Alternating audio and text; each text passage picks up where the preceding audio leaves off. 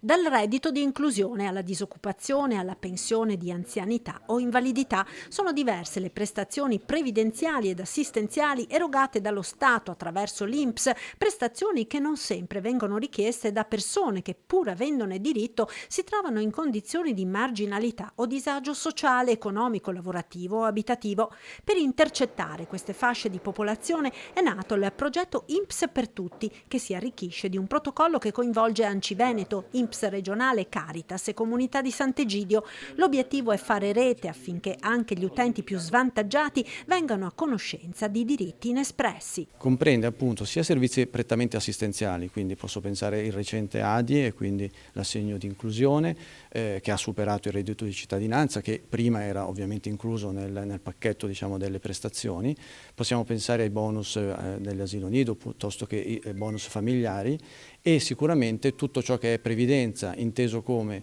disoccupazione piuttosto che discol, o anche materia pensionistica, perché comunque laddove ci siano delle condizioni per esercitare un diritto alla pensione, questo ovviamente viene verificato. Un accordo che consente di aiutare con maggiore puntualità le persone in difficoltà e nello stesso tempo liberare risorse per i comuni. Stiamo parlando di oltre 200 utenti